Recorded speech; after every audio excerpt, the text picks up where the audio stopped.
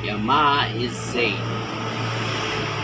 So mga parts, meron lang akong bigay sa inyong sa hindi pa nakakalam. Bibigyan ko kayo ng idea kung anong clutch damper ang pwede dito. Yung sukat na mas nakakatipid. So sa low budget, no. So bigyan ko lang kayo idea. Tatanggalin ko muna to, tapos papakita ko sa inyo.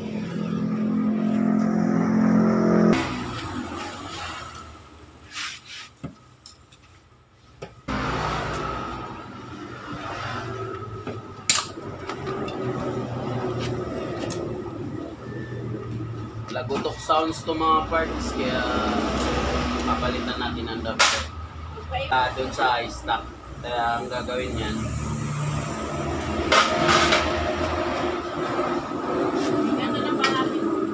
kaya nga lang panapin natin para wala tayong problema. Nagka-problema pa tayo.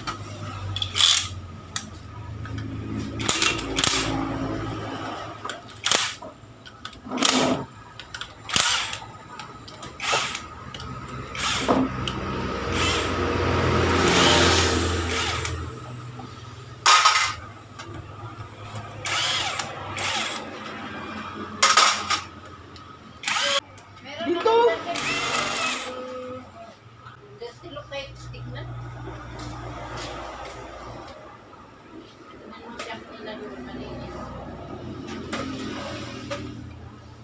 So, check natin damper nito. Ayan o. Sobrang lakas ng alog. Oh. So, papakita ko sa inyo kung anong commands nito. Ano lang kayo dyan, ha. Panoorin nyo na lang mga parts.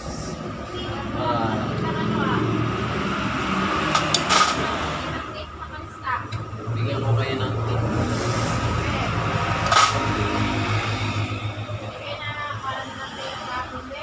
Yung walang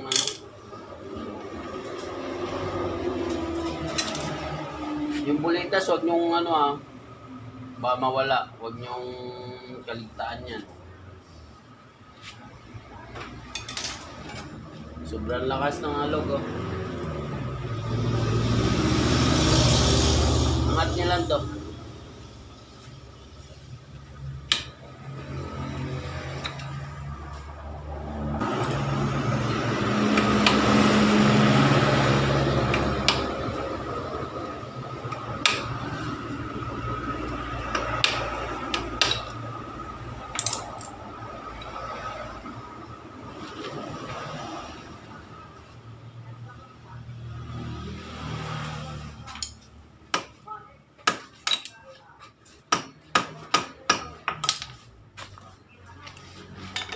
Sa mga baguhan, angat nyo lang to, para matanggal nito.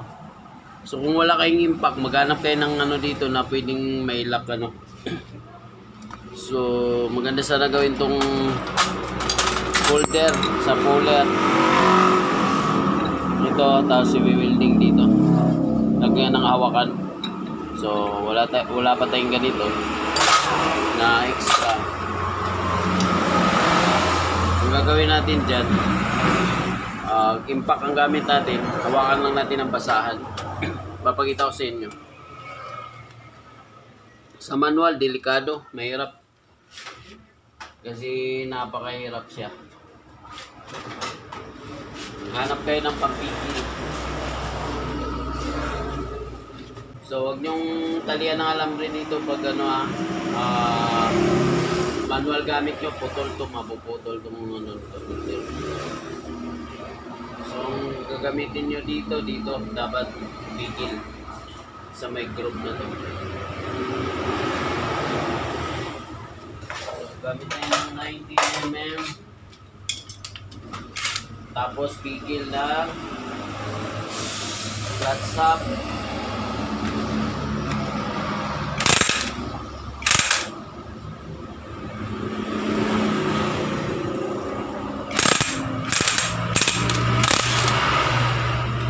Madali lang naman siya kung may impact.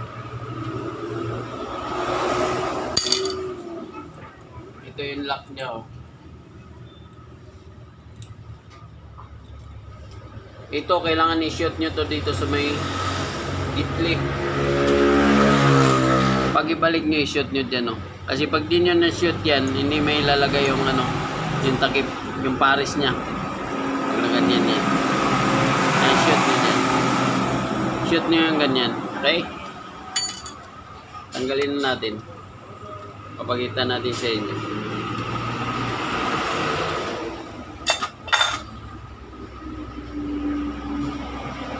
Huwag kayong gagamit ng racing, lalo na pag stainless ano, na clutch damper. Huwag nyong gamitin. So, ito pala yung sa gitna. Oh. Yan na. Yan, huwag yung ano to, kalimutan. Sa gitna to ng ano, clutch sub at saka dun sa main drive ano, drive-in gear. Itong ano na to, clutch basket. So, napakalagi. Dahil wala tayong barina, gagamitan natin ng grinder. Tara, let's go.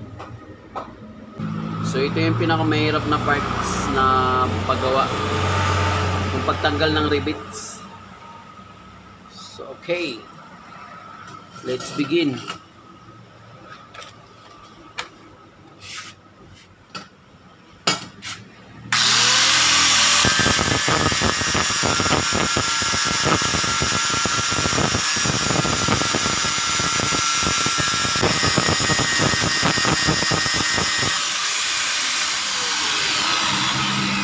So, para ano, hindi mahabang video, cut muna natin.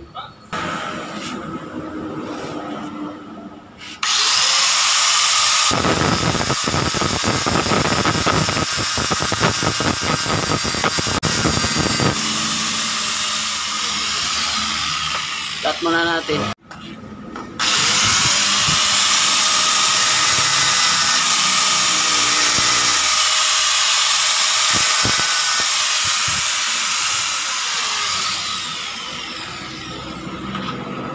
So okay mga parts, tapos na siya. So ganyan mangyari pag grinder ang gamit ano. So hindi may iwasan. Ano siya? Medyo pangit. So kung gusto niyo yung maganda, barena ang gamitin nyo. Para maganda yung ano niya. Malinis. So okay. Tatanggalin na natin. Kukuha tayo ng ano, gamit.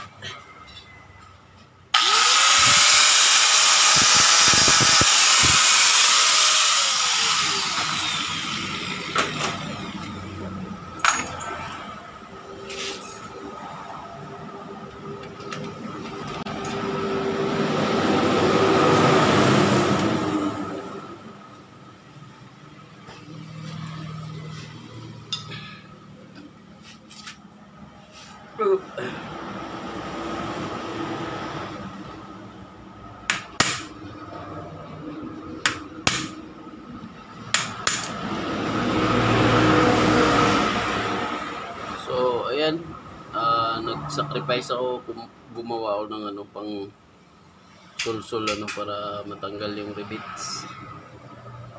Ayan.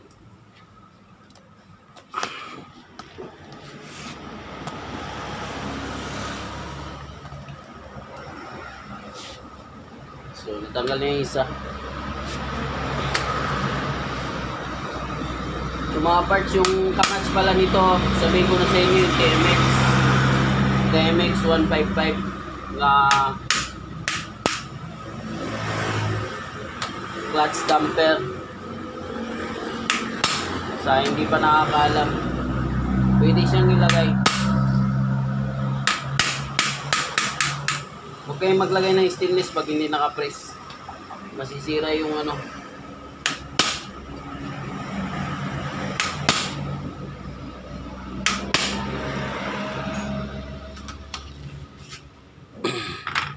Masisira yung itong clutch basket.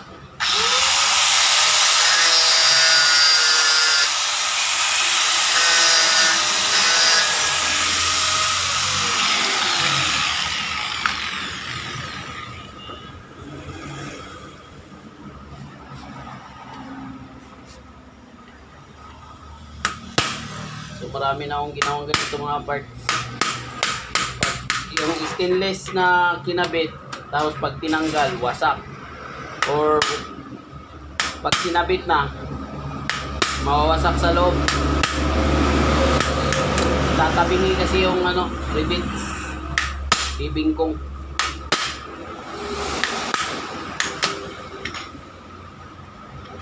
Alright, natanggal na natin. So, ganun lang siya, parang sniper. Yan. Yan. So, ngayon, papalitan na natin. Kukuha lang ng damper ng TMX. Wala na, was of now. Sobrang lawlaw na siya sa sobra ng tanggal, na luto na siya. Maalog na siya. Halos umiikot na siya. SJ, FJ, parehas lang.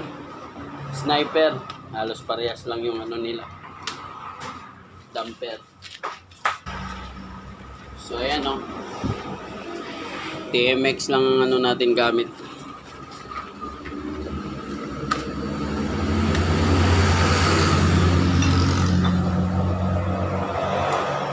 Ayan, tigas na siya. Tigas na siya. Yung iba nalaglag na.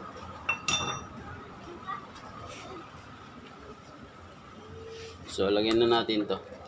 Madali lang naman siya ilagay. So, yung rivets, madali lang din yan ilagay. So, ang paglagay naman nito ay ganyan lang siya Ayan ganito lang Yan. Pag stainless, basag to. Mababasag to. Pag i-press nyo na ng manual, mababasag siya. So, ganyan lang paglagay.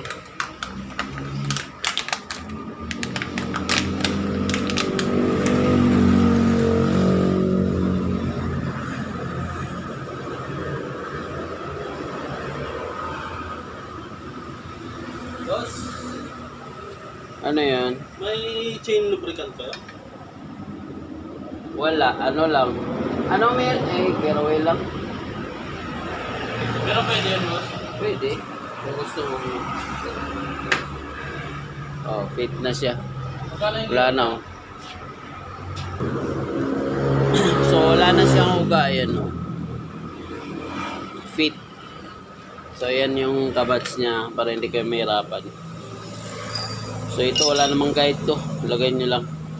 So tuturo ko rin sa inyo paano maglagay, manual lang, palo-palo lang. So cut natin. So okay, lagay na natin. So gumawa na ako ng ganito. Sige, diyan mo lang ilagay. Thank you Mas maganda naman dito kaysa doon, no? Oo, malawak dito. Sikip-sikip doon Sa akin yung vulcanizing doon sa bandang taas. Ay, sa taas sa'yo? Oo. Ay. Yung malapit sa jump shop? Oo. Nitao namin ng sigan. Si Kuya Hill. Oo. Yung lumipat din doon sa tabi niya. Oo. Yun. Ito pang Pamilyar. Kita mo doon. Sa'yo ba yung doon sa Mandela? Yung doon sa pupuntang Irisan? Isa lang yung boss namin. Ay. Isa lang may-ari. Sige na, salamat.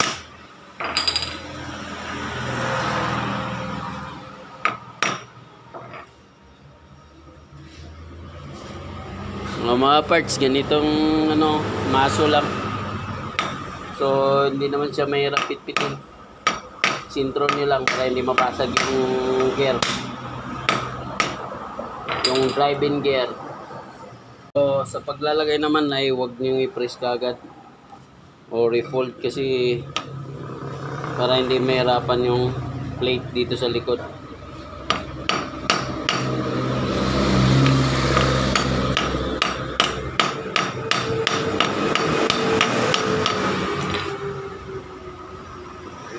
Lagay nyo sa isa. Napaka-press masyado.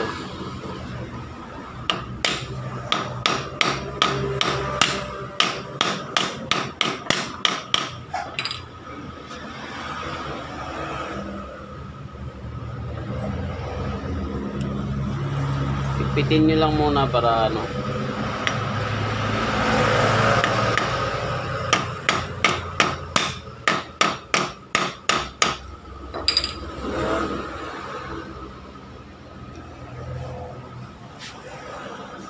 Saan nyo i-fold ng gusto.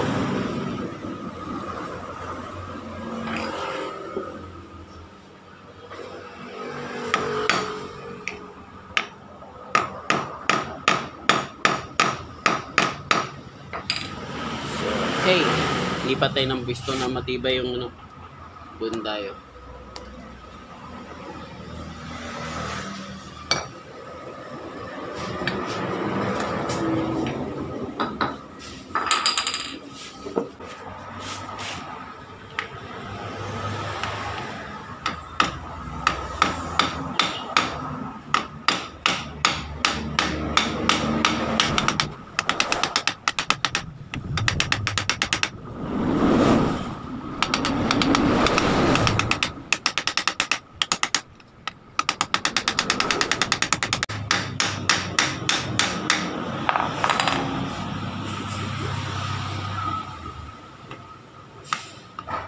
Alternate lang gagawin niya.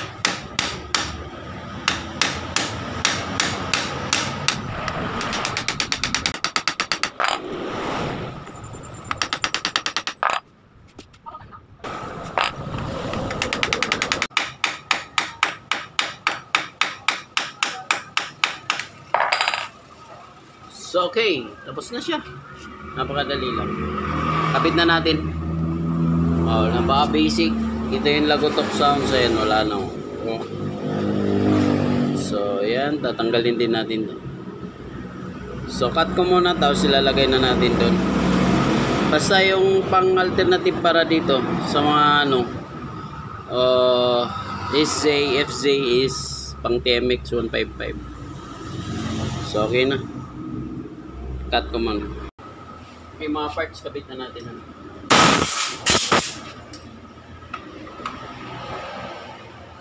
Tinanggal ko na pala yung probe dito para hindi siya mag-running. Okay.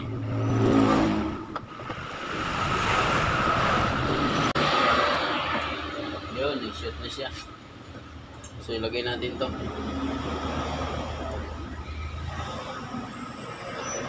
Yung bulita sa bantayan nyo.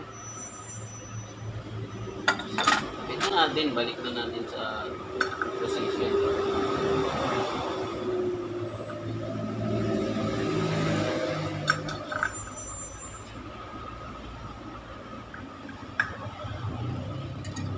So, yung sinabi ko sa inyo kanina yan.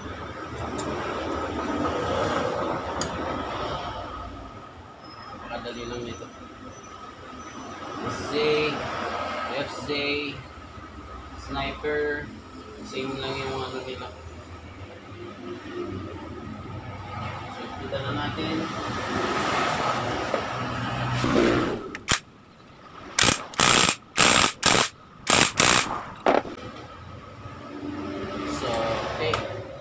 Ito yung gagamitin natin lock, hindi yung dati.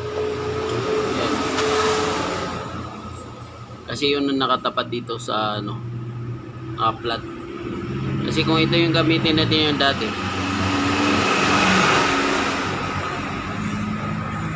yan, tabingi, yan. Diba? May bukol dito. So yun yung isa. Yan. So sungsulin natin yan. So, pwede naman ito sa may mga motor dito. Pag napali ito, yung isa naman gamitin nyo. May iwasan ito mapali. Ito yung lock ng nut. Yan na, okay na yan. Huwag nyo napakapul para nyo mapali. So, pwede natin yung lagi.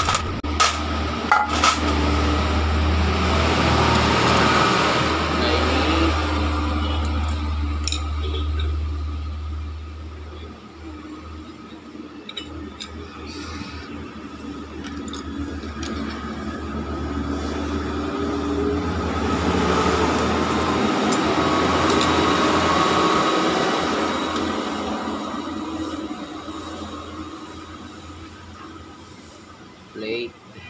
Alternate lang to. Sundan nyo lang, no? Lining, tapos plate, lining plate, tapos lining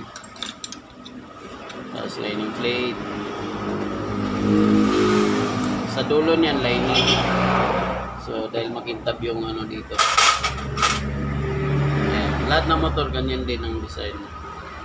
So, ngayon, ayan, wala na siyang alog. Kanina, uga. O, ayan, pinersa na natin. Yun, okay na siya. So, ngayon, lagay na natin yung spring. So, manual lang higpit dito para ano, hindi siya maputol or makontrol nyo yung higpit ng bolt. Ayan.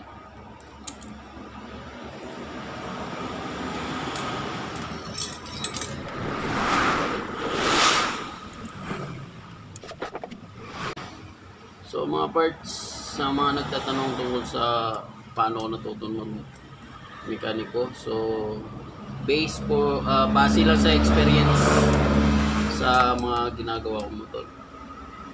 Halos naman parehas yung ano, karakteristik ng mga iba-iba lang design. Halimbawa dito sa lining, iba-iba lang yung holder ng lining, pero halos parehas lang din sila ng karakteristik. Sa timing, halos parehas lang din. Kaya hindi magkakalayo-layo yung pagre-repair. Same lang. Base lang sa experience ko sa motor. So, talagang ganun. Pag nag-umpisa pa kayo, trying and error. So, pag sa katagalan na, so, maging perfect nyo na yung gawa. Logic lang, basta gamitan nyo lang ng logic. Matic yan. So, okay na. Wala na siyang groove, wala na siyang alog. Balik na natin.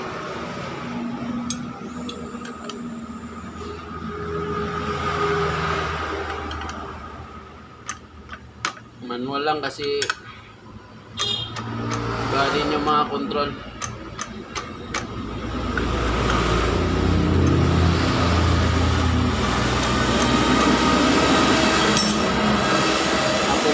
Siya pag di na ako control. So, okay, balik na natin.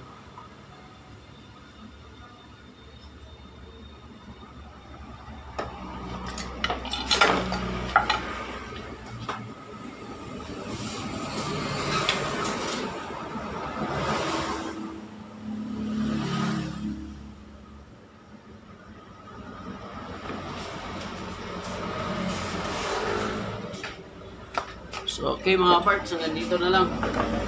So, babalik ko na yung cover.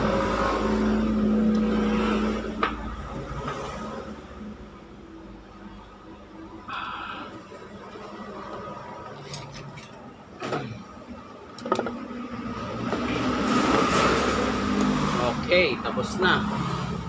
So, ayan na. So, para matuto kayo mag-mechanics, so, kailangan nyo subukan lahat yung tapos kumpleto kayo ng tools. Try nyo yung lahat yung ano ng motor, parts ng motor. Subukan nyo.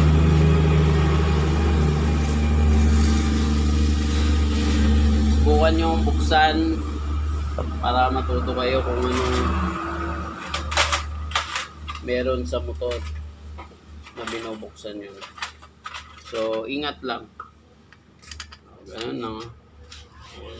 Shout out. Base sa experience, ano?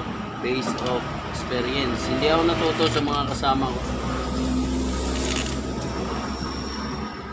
Base sa experience ko yan. Kung paano ako natuto mag-mechanic.